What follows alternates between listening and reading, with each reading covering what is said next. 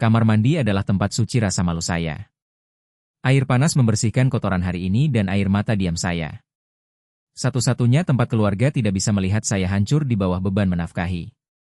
Saya keluar kamar mandi dengan senyuman terpaksa.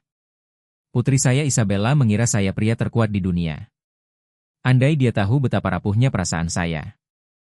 Saya bekerja 74 jam seminggu di 3 lokasi konstruksi. Tubuh saya berteriak protes, tetapi pikiran saya berteriak lebih keras tentang tagihan dan tanggung jawab. Istri saya Maria memandang saya dengan mata khawatir. Dia tahu ada yang salah, tetapi saya katakan saya hanya lelah. Kebohongan terasa pahit di mulut saya. Daftar keinginan ulang tahun Isabella menghancurkan hati saya.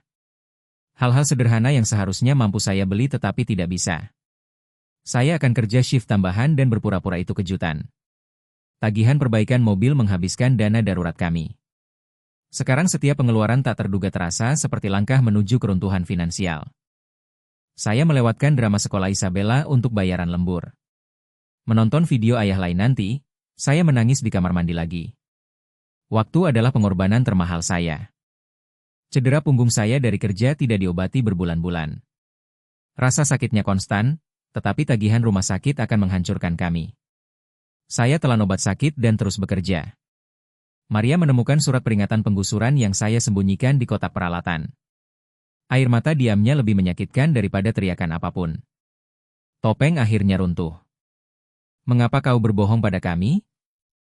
Maria bertanya lembut. Kekecewaan diamnya menghancurkan saya lebih dari kemarahan. Saya tidak punya jawaban. Isabella mendengar pertengkaran kami. Apa kita miskin, ayah? Pertanyaan polosnya terasa seperti pukulan fisik. Saya gagal sebagai pelindung. Malam itu saya mengakui segalanya. Hutang, ancaman penggusuran, pinjaman gajian rahasia saya. Kebenaran menakutkan tetapi anehnya membebaskan. Maria memeluk saya saat saya menangis untuk pertama kalinya di depannya. Kita tim, bisiknya. Berhenti membawa ini sendirian. Pagi berikutnya di kerja, Carlos veteran memperhatikan mata merah saya. Air mata kamar mandi? Tanyanya pelan.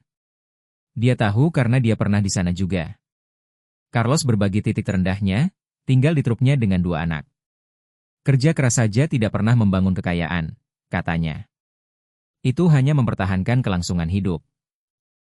Konsep paling mengejutkan, waktu saya adalah aset paling berharga, dan saya menjualnya dengan murah. Saya butuh aset yang bekerja untuk saya.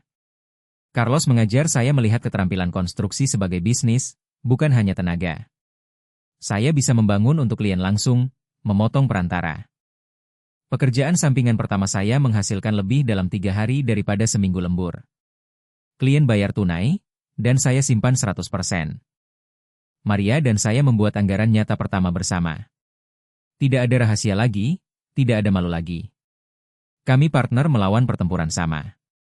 Kami negosiasi dengan pemilik kos, jelaskan situasi kami dengan jujur. Dia hargai transparansi kami dan buat rencana pembayaran realistis. Saya konsolidasi pinjaman gajian berbunga tinggi menjadi satu pembayaran terkendali. Beban hutang predator akhirnya mulai terangkat dari bahu saya. Bisnis sampingan saya tumbuh melalui kata-kata. Mantan klien menjadi pemasar terbaik saya. Saya membangun sesuatu yang bisa bertahan lebih lama dari tubuh saya. Saya berhenti dari pekerjaan konstruksi bergaji terendah.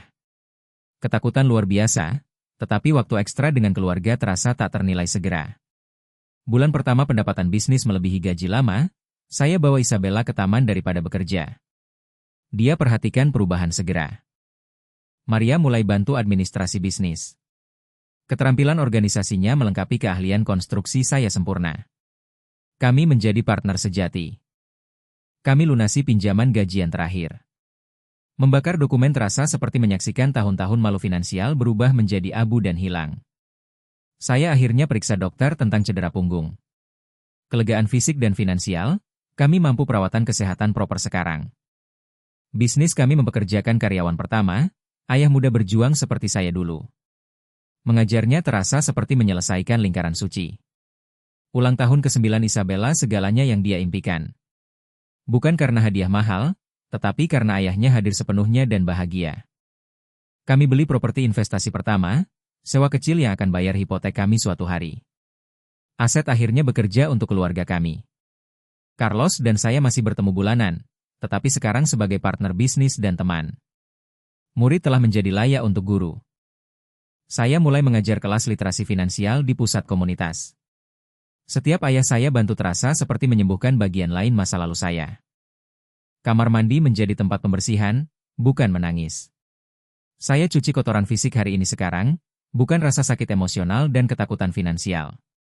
Isabella menulis esai sekolah tentang pahlawannya. Ayahku kuat karena diakui ketika takut dan minta bantuan, tulisnya. Kami mulai dana kuliah untuk Isabella. Membuat setoran pertama terasa seperti menanam pohon yang keteduhannya akan dinikmati cucu saya. Ayah saya berkunjung dan lihat transformasi. Rantai generasi penderitaan diam akhirnya putus antara kami. Pria yang menangis di kamar mandi belajar bahwa kekuatan sejati bukan penderitaan diam. Itu kejujuran rentan dan bersedia belajar cara baru. Sekarang ketika air menyentuh wajah saya di kamar mandi, itu air mata syukur. Saya menafkahi keluarga dengan kehadiran sekarang, bukan hanya gaji.